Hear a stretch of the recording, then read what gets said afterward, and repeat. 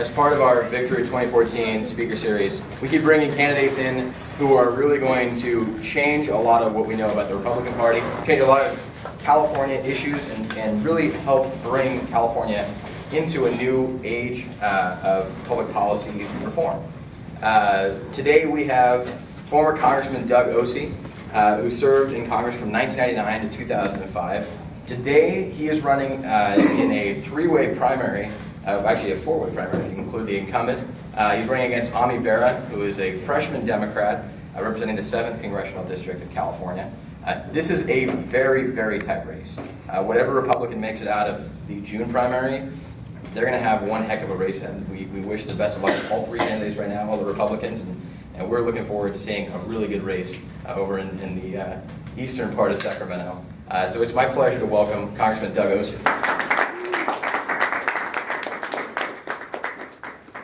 Well, Alex, thank you for that. I appreciate the introduction. And Lindsay, thank you for your invitation. On the way over here, Jason was sharing with me your accomplishments, and they are significant, so congratulations on your chairperson, California chairperson, is that what it is? That's pretty good. Something like that. I also want to welcome my friend, I'm sorry, I don't know your name yet, but I know you've been tracking me. So he's under instructions apparently not to talk, so anyway, this is apparently what politics is nowadays, so it is what it is. Again, thank you for letting me join you. I appreciate the opportunity. It doesn't seem like so many years ago that I was down the freeway at Cal, sitting in rooms just like this, listening to leaders then talk about their aspirations for the country and for the people who live here. One of the things I want to do is share with you who I am, because frankly, after this many years has passed, a lot of people have forgotten. So we'll just start in, and then we'll get to questions at some point. You know, at some point, I'll be tired of answering questions, and we'll just do it privately thereafter. So, I was born and raised in Sacramento. Went to local schools. Oh, don't leave. So I was born and raised in Sacramento. Went to local schools. Attended Cal Berkeley. Graduated in 1977. So that's actually, it was 4 p.m. on June 18th, 1977. So I was delighted to get out. Came back to Sacramento. Past years, I've gotten married. I'm not only a former member of Congress, but I'm also a husband and a father. I own a small business in Sacramento. I've been doing that for 36 years now. One of the reasons I am running for Congress is because I don't think things are the way they should be. You know, you don't run for Congress when you're happy. You run for Congress when you're unsatisfied. And I'm not satisfied with the way things are. I happen to think we can do better. And when I was a young person sitting in college wondering about what I was going to do when I got out, I'd wake up in the morning and I'd go, what's going to happen next? Kind of in a very positive fashion. And now, I'm waking up every morning, looking at yesterday's events, and I'm going, what am I going to have to deal with today? So I can't help but be curious, and I hope you'll share with me as we go through this evening. I can't help but be curious what the perspective is of young people looking at the job market in the United States and the opportunities that they are likely to have when they get out of college. I can't help but wonder what the perspective of those challenges are for you. What motivates me to run is that I absolutely know it does not have to be the way it is. It does not have to be that kids coming out of major universities are graduating into a job market where you get a $10 or $12 an hour job. It does not have to be that the opportunities for young people from engineering or art or English or whatever discipline you wish to look at, it does not have to be that they all got to go into retail to support themselves. And speaking as a parent, I'm sure you share this, it does not have to be that we have to move home and live with our parents when we graduate from college. I mean, it just does not have to be that way. I've spent my life, frankly, building my business. I know how to solve problems. I know the district, the 7th district, almost like my backyard. I don't need a primer on water or transportation or the economy or education or law enforcement or what have you. I have this huge advantage over everybody else in this race, including the incumbent, is that it's my home. It's where I live. It's where I work. It's where my parents live. It's where my sisters live. My wife went to local high. I mean, I'm just a local guy. So I think that's a very clear delineation between myself and the others in this race. Let me give you an example when I say it doesn't have to be this way. Let me give you a concrete example of what people can do to change the way things are. In 2010, the county of Sacramento closed a public park called Gibson Ranch. Gibson Ranch is 365 acres. They closed it. They couldn't afford to keep it open. It offered playing fields for soccer. It offered fishing. It offered camping. It had an equestrian boarding facility. You could also ride your horse there. There were all these different activities that were going on there. But in the day after Labor Day 2010, the county decided they couldn't afford to keep it open and they closed it. I went to the county and I said, look, why don't you rent that park to me? I'll take it over. You don't have to pay me a dime for operations. I'll take it over. And in April of 2011, the county finally said yes. Now, up until that point, the county had been paying $200 grand a year. That was the rate, the burn rate on their money. They'd been paying $200 grand a year to keep that park closed. Think about it. Government was paying to keep a public park closed. All right? So I took it over on April 1st, 2011. And since that day, we've had about 200,000 visitors. All right? 200,000 visitors. Not a single dime of local county taxpayer, state taxpayer, federal taxpayer money has been spent on operations in that park.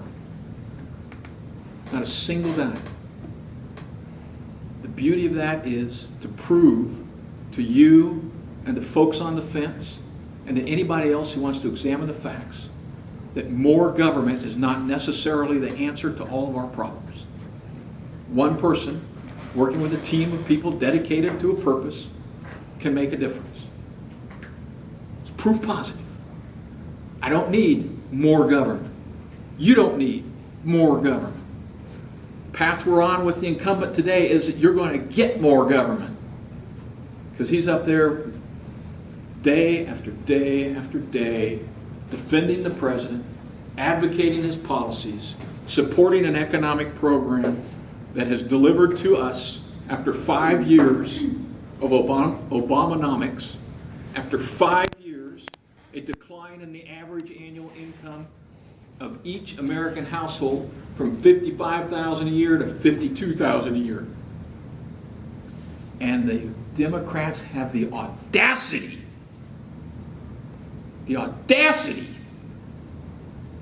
to bring up income inequality as an issue when they have run the American household down for 5 consecutive years. I don't think it has to be that way.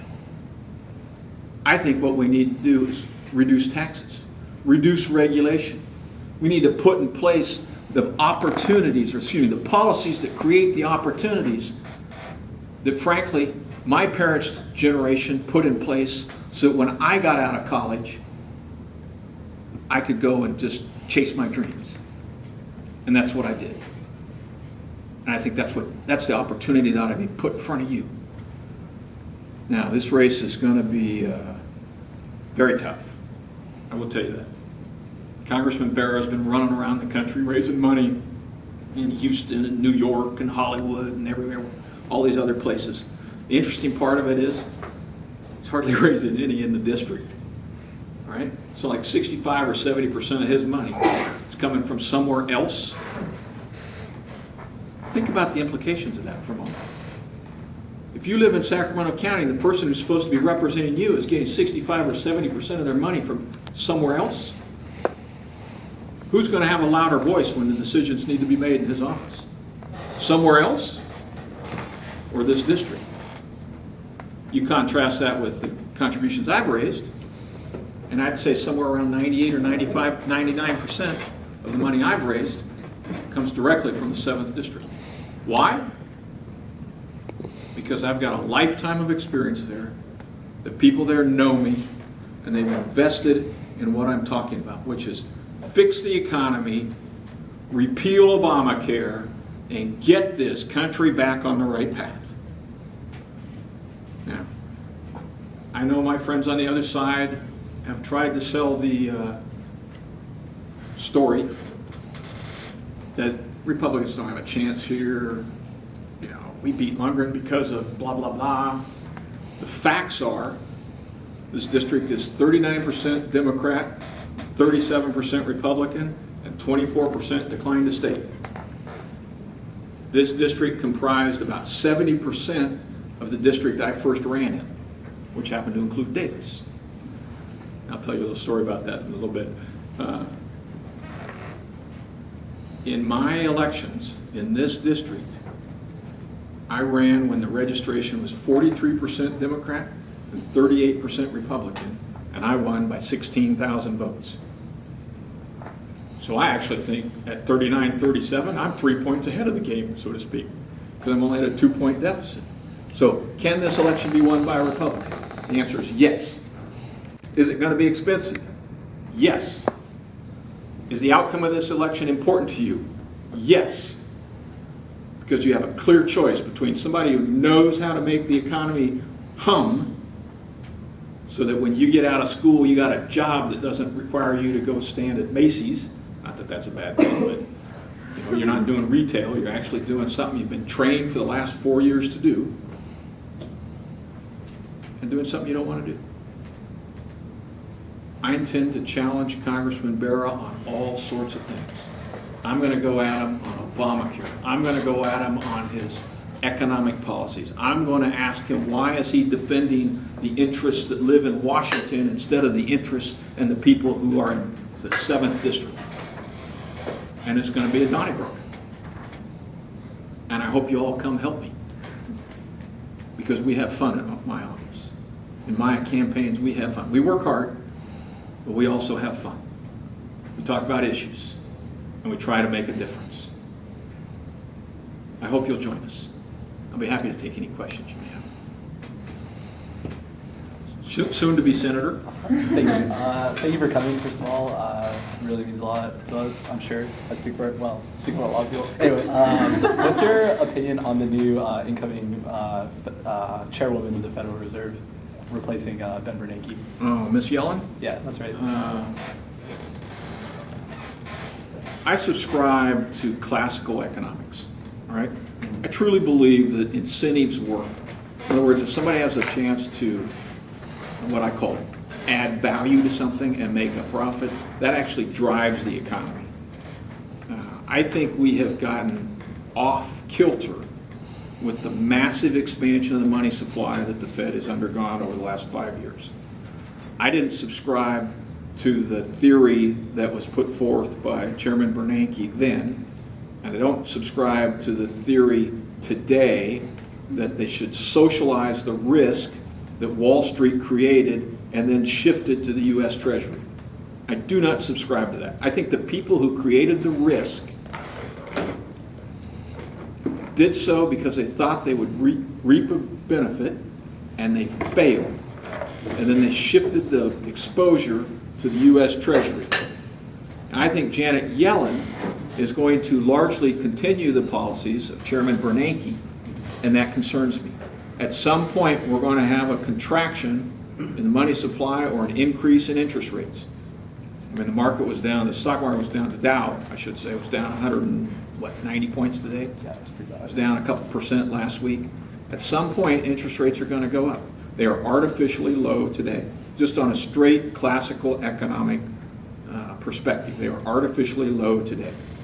This president has relied on those artificially low interest rates to support his economic policies. And even, I mean, think about this. Interest rates have not been this low since the Depression, and our economy economy is not rebounding.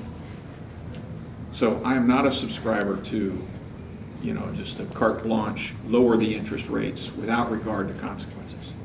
I think that Chairman Bernanke made a mistake. The hole they just dug the hole deeper. I think Janet Yellen's going to continue that policy. So, yeah, Thank you. I love your hat, by the way. How do you feel about the minimum wage? I actually think the best economic program for growing incomes is to grow the economy. Can I respond to that? Certainly. So the economy grew pretty high in the late 90s and 2000s, right? Mhm. So the minimum wage didn't go up that high. So that point doesn't really work there, right? The economy grew a lot for the last... Actually, when the economy boomed, the unemployment rate fell to like 5.8%, if I recall correctly. That was the I'm not talking name. about the unemployment. But when the unemployment rate drops, the demand for labor, it drops because the demand for labor is high. So if the demand for labor is high, wages will rise. Right now, demand for labor is low. What we need to do is create demand for labor by growing the economy. Then we won't have to rely on these artificial mandates from the president about what your hourly wage ought to be. So, But the minimum wage hasn't gone up with the economy, so that doesn't work. well, the economy's been going I'm down. talking about for the last 40 years, 30 years. What is the minimum wage has not gone up at the same rate the economy has gone up. It's nowhere close. Okay, so how do you suppose we should allow people to increase their wages? Gradually increase the minimum wage. Don't do it at a drastic level, but do it. What's the economic justification? Not the political justification, but the economic justification for doing so. Because families will have more money in their pockets and they're able to spend in the economy. That will cultivate the economy and grow the economy as opposed. Why not reduce taxes and regulation? Let the businesses they work in expand. When did I say that you shouldn't do that? You I never didn't. said that You're you shouldn't do right. that. I happen to think that what I'm advocating is far preferable to another mandate from Washington that tries to dictate outcomes. You cannot legislate prosperity. You simply cannot legislate prosperity. So, yeah. You're absolutely right, you can't. I mean, businesses have to rise and fall on their own, and if there's gonna be a government mandate saying how much you have to pay your employees, the smaller businesses are just gonna suffer because the bigger businesses can afford it, but the smaller businesses, maybe they can't afford to pay the wages that much. Their efficiencies are gonna go down and they're by default gonna be knocked out of the competition. We're gonna end up with a worse product and paying more for it. Yeah. So I'm a really big strong proponent of fiscal responsibility. I'm probably to the right of a lot of people in this room on that, libertarian in a lot of ways.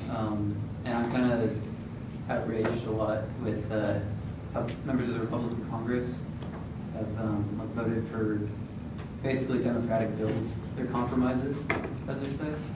And unlike your primary opponents who try to drill on something, you have a record in Congress. And you've gotten relatively low compared to other congressmen. And during your time in Congress, with the ACU, National Taxpayer Union, they basically, that would suggest that you would probably side with one of these. How would you address that? Like, what are the compromises? I'm not understanding your question. Are you asking me what my rating is, or are you asking me why I voted this? So you had a low rating with the American Conservative Union, National Taxpayer Union during your time in Congress. That would suggest that maybe you would support some of these policies that are basically democratic bills. Would you address that at all? I'm not familiar with the ratings you cite. I will tell you that the American taxpayers. No, the American Conservative Union and the National Taxpayer but Union. I think actually the National Tax Limitation Committee awarded me friend of the taxpayer. I think the Chamber of Commerce rated me as one of their top fiscal hawks. So I don't know what the ratings are that you're referring to. I don't know what they use to make the evaluation. But I do know that I have any number of existing recognitions by groups such as these that have highlighted and thanked me for the work I've done in trying to make this economy grow and make it possible for people to have opportunity and to control federal spending and to resist increased taxes. So, I mean, I'd be happy to talk with you about the others, but I just don't know what the parameters of the evaluation were. It's just a collection of bills, basically, on Okay. a lot of tax increases and regulations. I will tell you, I don't, well, I have a vague recollection of the groups that have recognized me. I don't spend a lot of time worrying about them. I'm more worried about the impacts of my decisions on the people who live in the district I hope to represent. I mean, that's my, I mean, if Special Interest DC wants to rate me as, you know, somebody from Mars, fine. But if they want to rate me as somebody from the moon, I mean, that's their prerogative. I'm worried about what's going to go on in the district I hope to represent. That's my standard.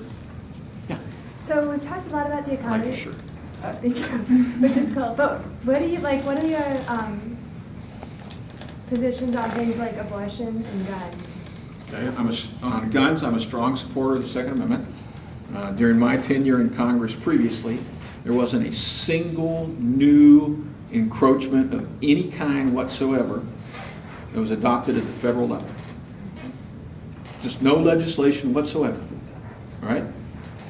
On abortion, this is an issue, there isn't any question this is one of the most divisive issues in our country. And there are good people on both sides of that thing, of that question, okay? And there's probably a huge group right in the middle. So you got this side and that side and this side. A lot of my friends that I live with think I'm pro-life. A lot of my friends think I'm pro-choice. Let me just tell you precisely where I am, at least to the extent I can. Number one, I don't support federal funding for abortions. There are a couple exceptions, like a military, female in the military who gets captured and raped. Well, I'm not, if she wishes to have an abortion, I'm going to, acquiesce to that. I don't think a woman who's been raped or somebody's pregnant by virtue of incest and the like, I don't think they should be denied the opportunity to get an abortion if that's what they choose. I'm very aware of the law, what Roe versus Wade has come to mean. My goal has been to reduce the number of abortions nationwide. And I've been part of the Republican advocacy group when I was in Congress that achieved that. All right? We did it in a number of different ways. We did it by improving the economy so that when parents consider having a child and wish to go forward with a pregnancy, they know that if they do go all the way and have that child, then they have the opportunity to prosper and support that child in the way that that child should be supported. All right, so in addition, I was part of the team that increased child care tax credits. We also made it possible for people to adopt. In other words, if somebody